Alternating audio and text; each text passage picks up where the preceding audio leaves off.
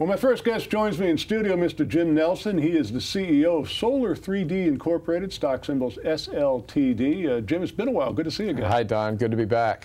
Well, we're really happy to be reinitiating coverage of the company. I think it's been about 4 or 5 years since we last had you on the show. Now, you describe yourself as a developer of a breakthrough three-dimensional solar cell technology that can maximize the conversion of sunlight into electricity. Can you give us a general overview, please? Sure. The solar cell is the engine, if you will, of any solar system.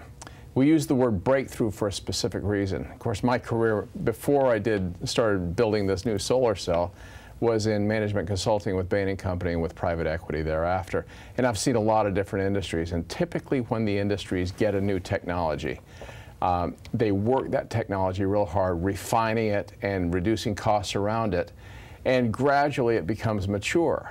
And that's essentially what's happened with the solar industry, is that the solar cell was invented in the 50s at Bell Labs and has been the same ever since. And so it's gotten mature, it's an older technology, and we want to create a breakthrough technology, a three-dimensional technology relative to the traditional two-dimensional technology that'll produce a lot more power and make energy a lot more affordable through solar to the world.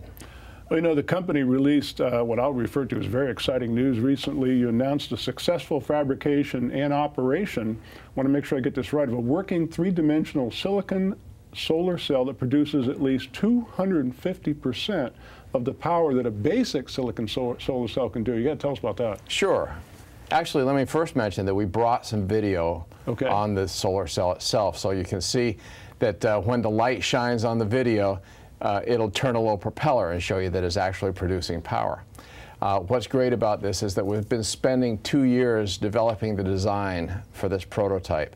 And we've run into some dead ends here and there, but finally we got through to a design that really produces a great deal of power for a low manufacturing cost as we have analyzed it. And it looks like it's exceeded our expectations in terms of the amount of power it can produce. There are two great things about this prototype.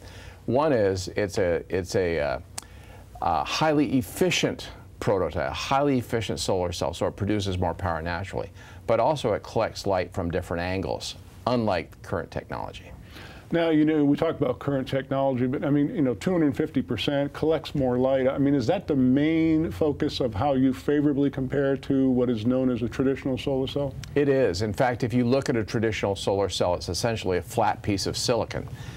And it's only really efficient when the sun is directly overhead, so essentially between 11 and 1 o'clock. Oh, okay. Whereas with our solar cell, it's efficient when the light's directly overhead, but also we have an attribute called wide-angle light collection, which means that we can stay very efficient from, say, 9 o'clock in the morning till 4 or 5 o'clock in the afternoon. So we're collecting light from different angles.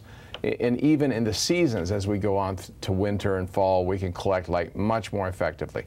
So the combination of being much more efficient solar cell and having wide-angle collection makes our solar cell significantly more powerful than current technology. You know, I'm kind of blown away because I think most people, myself included, think of solar as 21st century technology. But you're telling me it was invented in the 1950s, and now we're talking about solar cells, conventional solar cells, being old school. Yeah, and it's true. You know, one thing that has been interesting over the years is that solar has been the fastest growing industry in the world for years, despite the fact that the economics of solar doesn't match the economics of anything else producing electricity. It's much more expensive, but people have found it has some cachet, and it's become an $80 billion industry worldwide. But the fact is that if the economics of solar become comparable with coal and natural gas and others, it will really explode as a source of electricity. Right now it's an $80 billion business, and it could be much bigger than that. But that'll only happen as economics drive the uptake of solar energy, and that's been our objective. The company is Solar3D Incorporated, SLTD is their stock symbol. Now, speaking of economics, you made a rather bold statement in a recent press release. You said that had your technology been in application in 2011, it would have created something like $6.2 billion of additional electricity. Tell us about that. We actually think at this point that number is low because we've discovered more things about our invention that make it produce more power. This is if our our invention had replaced much of the current technology, that's how much electricity would have been created in the United States as a result. And now we think that that may be just half of what the number would have been.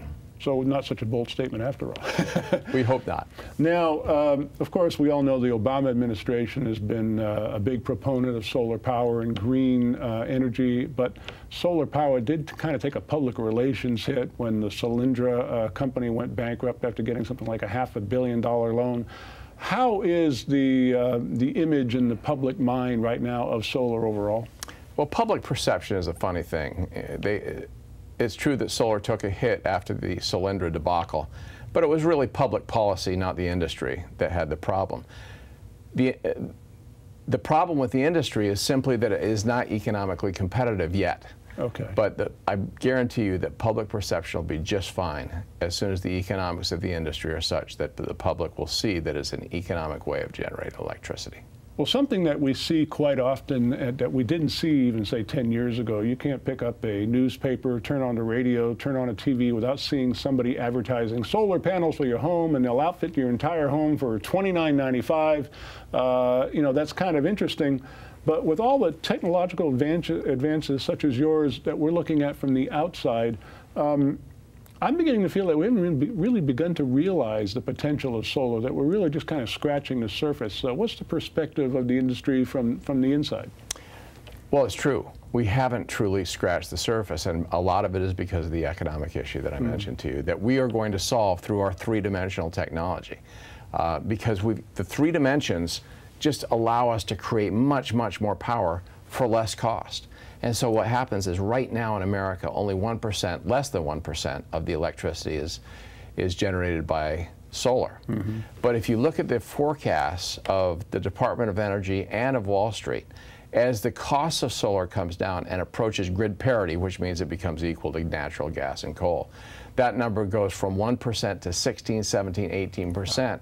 And if you think about the business being an $80 billion business worldwide right now, if it goes from 1 to, say, 16%, you're talking about an over $1 trillion business. It's mind-boggling what will happen to solar over the next 40 years. For 40 years, it's going to be the fastest growing industry in the world, and it will exceed the wildest expectations of people who are casual observers. Now, I remember when we first spoke with your company 4 or 5 years ago, you were so bullish on this technology. Obviously, that has just been enhanced over that period of time. Jim, why is this a good time right now for people to take a closer look at your company?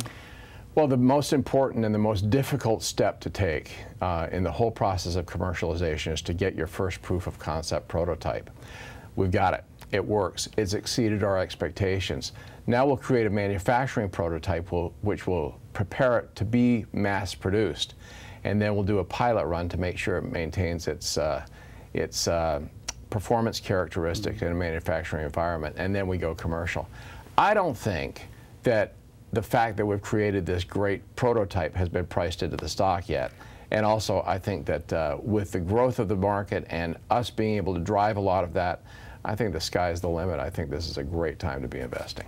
Company is Solar3D Incorporated. SLTD is their stock symbol. And Jim, of course, we're reinitiating coverage of the company. We're going to be seeing a lot of you over the next 3 months. I'm looking forward to updates as this develops. Thanks so much for joining us on the show. My pleasure, Don. Good to see you.